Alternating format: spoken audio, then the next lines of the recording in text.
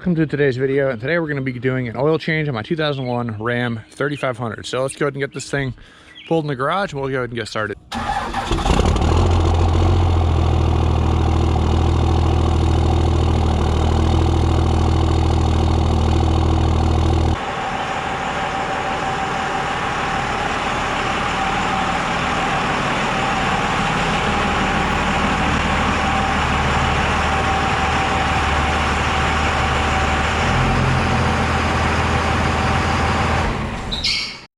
All right, so if you guys are not familiar, this is my 2001 3500 with a 24 valve Cummins. It is a 2-wheel drive.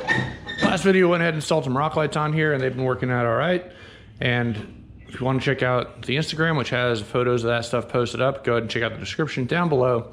Here's a few pictures of kind of what that looks like.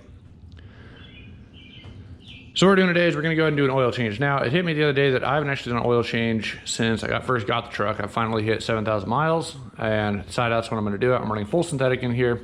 So I went ahead and went with a amsoil standard oil. This time around, we're gonna go ahead and do the amsoil signature series, which is supposed to get better performance in terms of the additives they use to help clean everything. It's also supposed to help stop leaks, allegedly, and kind of stuff like that. So before we go ahead and get into this, I also wanted to update you guys on the catch can situation. So if I don't know if you saw the towing video, it was a long one, so if not, I get it. As of right now, all I'm running is the pipe that just drops straight down.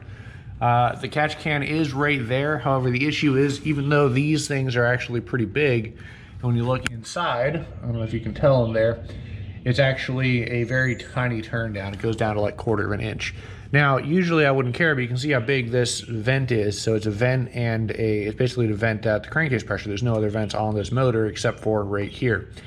And diesels naturally have some blow by, and then not to mention you also have the vacuum pump sucking in air, shoving it into the crankcase if there's any vacuum leaks, which there probably are somewhere on this thing. As a result, I went ahead and decided just to run a pipe, and I'll figure out a catch can situation later. And the other thing I noticed, my leaks did slow down after taking off the catch can, meaning it was creating enough pressure that it was actually starting to force some oil through some older seal. If you're not familiar with how to do the blow-by test, all you're gonna do is take off oil cap, set it on top of the motor like that, and it shouldn't move really at all. Minor blow-by, you might start seeing it to move a little bit, and then major, like you'll see puffs coming out of here. If you set it down, it'll try and shoot the cap off, stuff like that. If you're at that point, you're probably got a much bigger issue in need of a rebuild, or you got some serious injector issues. What kind of freaked me out is I went ahead and did that test with the catch can hooked up, and I couldn't get this cap to stay flush. I set it down, it got immediately slid off one side or the other. Open up the vent tube again, and all of a sudden the cap sits still like it did when I first got it. So, kind of freaked me out, but that's kind of how I knew there was definitely some kind of back pressure issue. So without further ado, sorry for the long intro. Let's go ahead and hop into this oil change. All right, so this is the oil I'm using. It is 15W40 AMSOIL diesel oil. It's their signature series. A little more expensive. It's about, I think, $8 or $9 a quart. However, I do think it is worth it. And then I'm just running a Wix oil filter, same thing I had on there last time. So we should be good to go there. So first thing we're gonna do is go ahead and drop this is a 15 quart container, and make sure you have both cap, vent, and your areas open. I have found that because diesels carry a significant amount of oil, you can fill this top portion up and it will not drain into here fast enough. You can make a mess if you're not careful. So we're gonna slide this under the truck like so, and then I'm gonna grab the thing I need to go ahead and open up the drain bolt. Now, a little tip or trick, most people take off the oil cap in order to make the oil drain faster. I leave this on in this motor just because of how much oil there is. I wanna make sure it gets into that drain pan hole okay and doesn't overflow it and make a giant mess. So I'm leaving my cap on. Next up, underneath, Cummins made it rather convenient. All you need is a 3/8" ratchet, and you'll be able to undo this bolt right here. All right, apparently I put that sucker on way too tight last time, so yeah.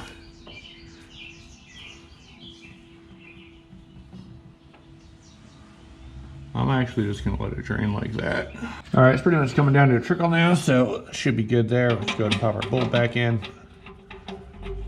And then I definitely put that on too tight last time around. Had to go to a bigger wrench to get it off, which is not ideal. You definitely don't want that. So we're gonna go ahead and use a better wrench, smaller one, so I can just torque a little better. And we'll just pop this guy right back on.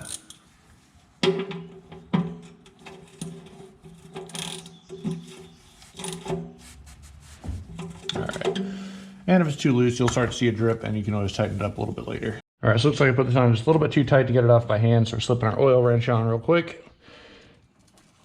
And there we go. And then all I gotta do is just twist it off like so.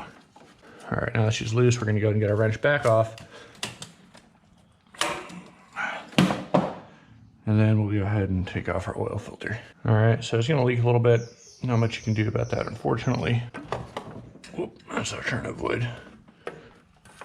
All right, and there we have it. Go ahead and pop it into our drain can.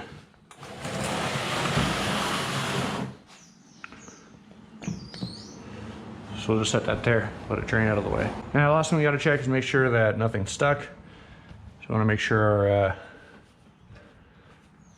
nothing's stuck to the back side of there. Did not, we're clean. So let's go ahead and start installing everything that we need to install. So I'm gonna start with going ahead and installing our new filter. Pretty straightforward, same one that came off. Something to keep in mind is you do want to pre-fill these filters. So because they're such a huge filter and it's gonna take a while to fill up basically a quart, and during that whole time it's not circulating to the rest of the motor, i.e. the turbo or anything else, because it shares the same area. So I want to go ahead and dump in just about a full quart of oil into this filter. It's going to fill up to the top. As it goes in, it's slowly going to go ahead and go wherever it else needs to. All right, it's 1 quart down and our filter is full. So now let's go ahead and stick it back on the truck. All right, so in tightening this down, all you need to do is have it hand tight and it should be good to go. Let's grab this, just make sure she's good. All right, and it's tight. I'm gonna go ahead and toss our intake back on and then we'll go ahead and fill it up with oil. Intake's on, everything's good. So let's go ahead and fill up our oil next.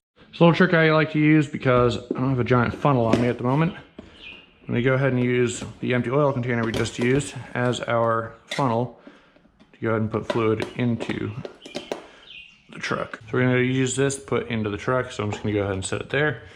Doesn't have to be super tight or anything. As long as it's kind of balanced, we'll just hold it as we pour in the rest of our oil.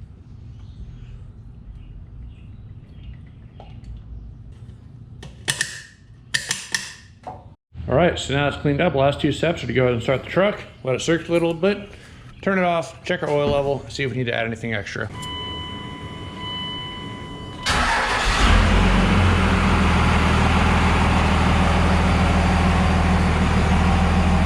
Oil pressure, everything seems to be good to go. At 229,000 miles, if anyone was curious. So let's go ahead and turn it off, circulate it for a bit, and see where she's at. Now, I'm sure you noticed that large screech when the truck turned off both times. If you happen to have that as well, do not worry about it. It's not a big issue. The only reason that screech is there is because the motor on these have such high compression, they stop very abruptly as opposed to a gasoline motor. And as a result, all the accessories are still spinning and it causes the belt to screech. So there's nothing to be alarmed about. As long as your belt looks in good shape, don't worry about it. Let's see where we are at. We are supposed to be just at the midway bottom of the safe line. So I'm gonna go ahead and leave it there in all honesty. You can see the backside usually is a little more accurate. Yeah, we're just above the safe line, and I want to see if we actually lose any oil by leaving it there. Usually I fill it up to about the top of the safe line, but I've been noticing it seems to always drop to just about that below line. And if that's what 11 quarts is, then maybe we're just overfilling it and trying to get rid of the excess. I'm not sure. Yeah, so as you can see, I don't know if you can tell, but it's right there, bottom of the safe line, top of the safe line, add is anywhere below that. So we should be good to go. Truck's good. That's gonna go ahead and do it for today's video. If you wanna hang back and listen for some announcements real quick, I'm gonna go ahead and talk to you guys for a minute, and then we'll go ahead and sign off. All right, so I just wanna talk to you guys real quick about a couple of things on the channel. So first off, if you have any questions, my Instagram is down below. However, try to use the comment section as much as possible, and do not comment below other people's comments. So start your own comment if you have your own question. The reason for that is 1, to spread knowledge, and 2, to also allow people to be able to see what's going on. The way YouTube works, if you reply to someone else's comment, it doesn't always show up in my notifications that you even commented. So it becomes difficult to track and see if I actually replied to you or not. I try to reply to everyone as I can. Channel's still small, so I have no reason not to. I don't get that many comments on videos on a daily basis. That brings me to my next point. Video frequency, I was doing twice a week for about 1.5 years there, about a year. Video recently are dropping down to probably about a week, maybe once every 2 weeks right now, because I just picked up this house. As you can see, if you're following the channel for a while, you know that I used to be working outside. However, one of the things, it is a beautiful home. One of the things I do need to figure out though, we're doing a lot of interior stuff right now.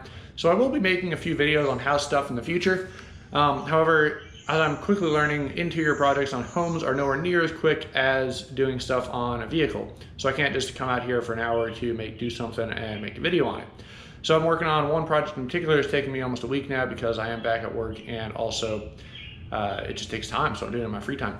So as a result, videos are gonna be pretty slow for a little while. Once the interior stuff in the house gets finished up, and I'll have a couple videos on that when it's done, video frequency will probably pick back up. But just want to let you guys know what's going on. If you have any video ideas on both the truck or the Mustang, go ahead and let me know in the comments down below, and I'll do my best to go ahead and get them out to you guys. Because frankly, I mean, it's kind of fun to make videos about stuff people request. They actually often do better than the videos I have up here in my head. So that's going to go ahead and do it for today's video. Thanks for watching. I'll see you in the next one. If you have any questions or comments, like I said, leave them down below, and I'll see you in the next video. Take it easy.